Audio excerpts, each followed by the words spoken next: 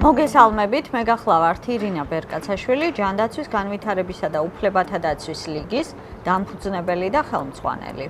მოგესალმებით, მე გახლავართ ჩორენა ფერხული, ჯანდაცვის განვითარების და უფლებათა დაცვის ლიგის ვიცე-პრეზიდენტი.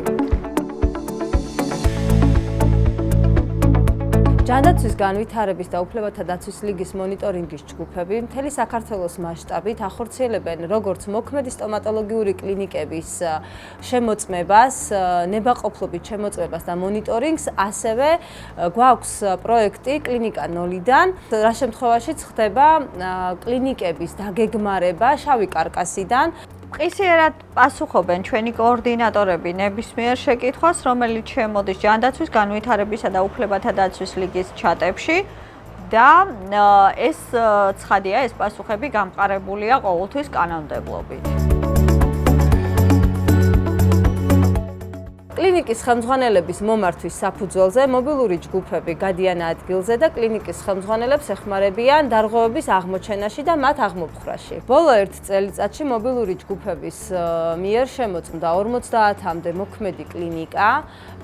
მივეხმარეთ მათ დარღვევების აღმოფხვრაში, ასევე მიეწოდათ მათ ინფორმაცია ყველა იმ განახლებული რეგულაციების შესახებ, რასაც სახელმწიფო მათ სთხოვს და ავალდებულებს და პერიოდულად ჩვენ საქართველოს მასშტაბით ვატარებთ უფასო ტრენინგებს სწორედ კანონმდებლობასა და რეგულაციებზე. ჩვენ ვიწყებთ დღეიდან ახალ პროექტს, რომელიც მოიცავს სტომატოლოგიური კლინიკების და მათში არსებული მდგომარეობის ფართო საზოგადოებისთვის გაცნობას. გამომდინარე იქიდან, რომ ჩვენი პრიორიტეტი გახლავთ უსაფრთხო სტომატოლოგიური კლინიკის დანერგვა, ვფიქრობთ, რომ მნიშვნელოვანია საზოგადოება მიიცოდეს, რომ არსებობს ნამდვილად ის სტომატოლოგიური კლინიკები, რომელიც არის კანონმდებლობას და რეგულაციას სრულყოფილად მორგებული. აქვე დავამატებ, რომ ის კლინიკები, რომლებიც ჯანდაცვის განვითარების და უფლებათა დაცვის ლიგის წევრები არიან და ჩვენი მონიტორინგის ჯგუფის კონსულტაციების შედეგად გაიხსნა, გვაძლევენ უფლებას, რომ ნებისმიერ დროს ჩვენი მობილური ჯგუფები შევიდეს, ჩაატაროს მონიტორინგი და აღმოაჩინოს შესაბამისი დარღვევები თუ აქვთ.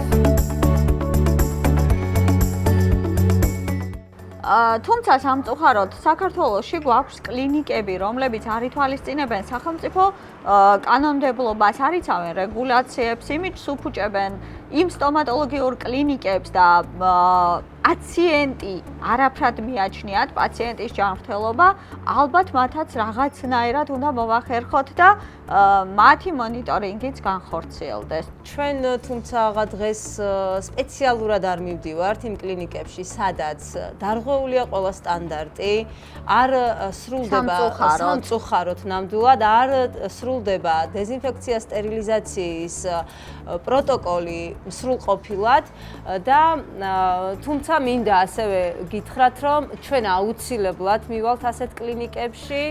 იმიტომ რომ ჩვენ გვაქვს ეს პასუხისმგებლობა ჩვენი წევრების მიმართ, რომლებსაც ჩვენ ვთხოვთ სრულ სტანდარტებს მოერგონ, მაგრამ ამავე დროს ისინი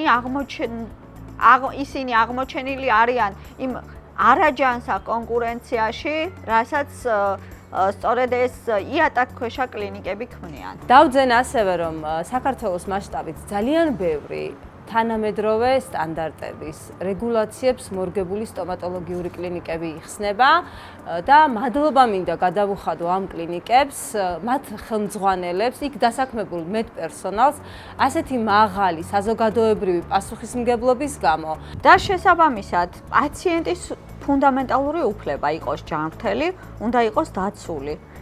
ჯანდაცვის განვითარებისა და უფლებათა დაცვის ლიგაში გაერთიანებულია 1000-ზე მეტი სტომატოლოგიური კლინიკა და დამფუძნებელი მედპერსონალი და დიდი მადლობა გვინდა გადაუხადოთ თითოეულ მათგანს ამ უდიდესი პასუხისმგებლობისთვის, რასაც ისინი ავლენენ საკუთარი პაციენტების მიმართ და სთავაზობენ მათ მაქსიმალურად მოწესრიგებულ უსაფრთხო გარემოს.